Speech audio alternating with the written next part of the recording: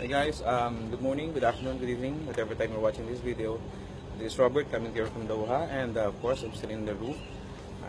Just finished my exercise. So welcome to the 27th day of my 7 days video challenge, and I thank you for you being here.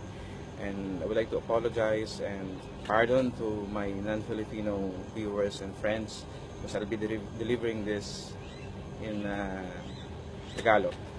So, and in-offer ko po itong video na to sa recent po na nangyari sa Davao sa mga nawalan po ng pamilya.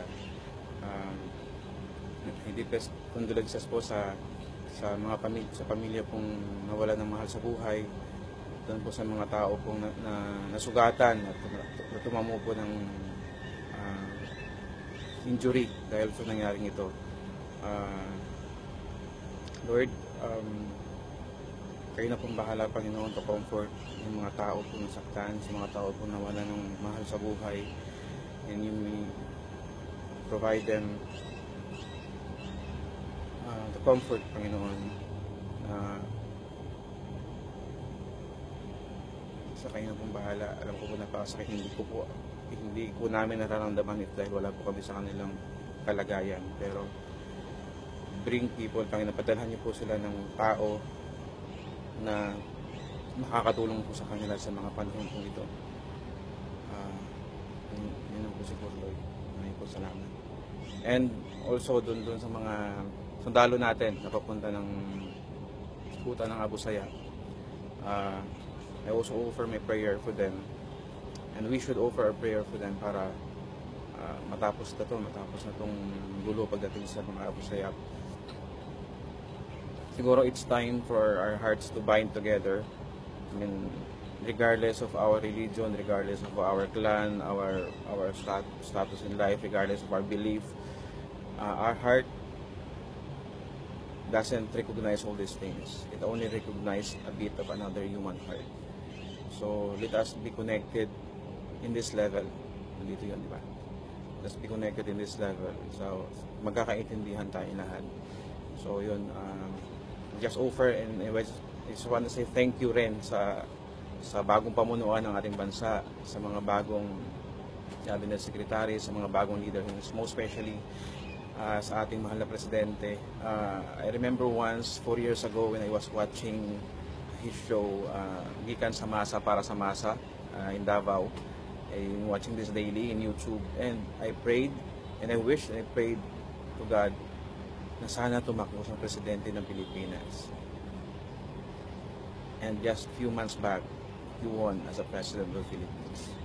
And I fully believe, emotional ako, I fully believe that this guy, that this man, is a God-given individual para maging maayos po yung ating kalagayan sa buhay, sa pamumuno niya. Because lahat naman tayo, mayroon tayong part.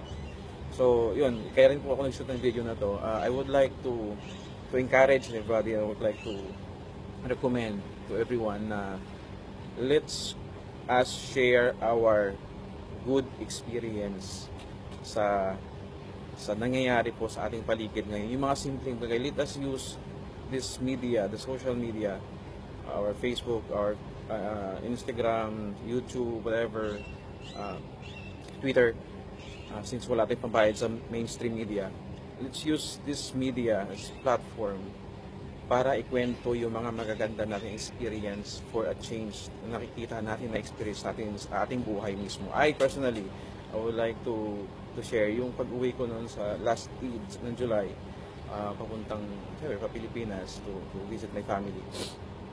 Yung kasi terminal Cebu Pacific sinakyan ko, yung pabalik dito, yung how smooth yung pabalik dito, na like napakagaan ng pakiramdam. Pumila ka sa counter, walang then sa immigration, then yung pag-refund ko ng tax, it's smooth, it's seamless. Yung mga staff doon is ginaguide yung mga tao na dito po tayo dadaan, yung mga matatanda ginaguide. Everybody was, I think, ginagawa talaga nila yung kanilang part. Doon ko lang na-feel first time sa pabalik-balik ko sa Pilipinas for like 12 years now, or 11 years now. anyway, it's doon din yun sa, mostly sa main terminal, but it was in Terminal 3 now. But that experience of if something is there, something na may nagbago, yun yung parang change is here, parang gano'n.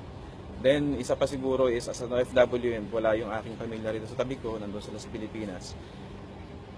Yung safety nila, yung araw-araw kong iniisip. But currently, nandoon yung panatag o pakiramdam na ang ating mga kapulisan ngayon, ang ating gobyerno ngayon is really keen on suppressing crime, drugs, and all these things na hindi maganda sa ating lipunan.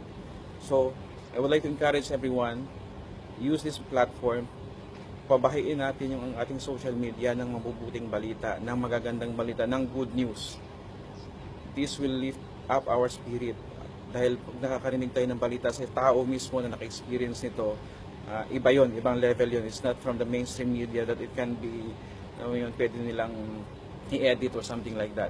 Anyway, they have their part. They have the big part on informing the Filipino people in the international platform as well. But we have our own part as well. So let's use this media.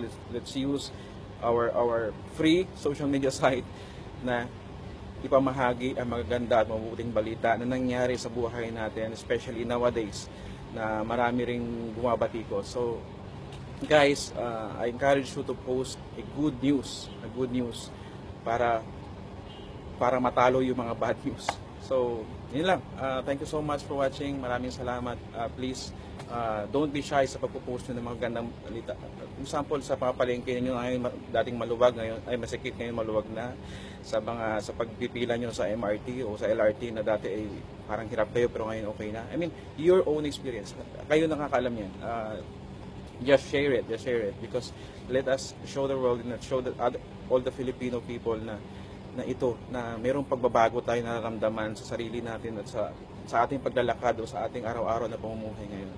And personally, I would like to thank, sorry mahaba na, our Agriculture Secretary, Manny Piñol, because I'm a plant-based, nahilig kasi ako sa agriculture. So, thank you sir for all the wonderful job, wonderful things na ginagawa niyo po sa ating agrikultura.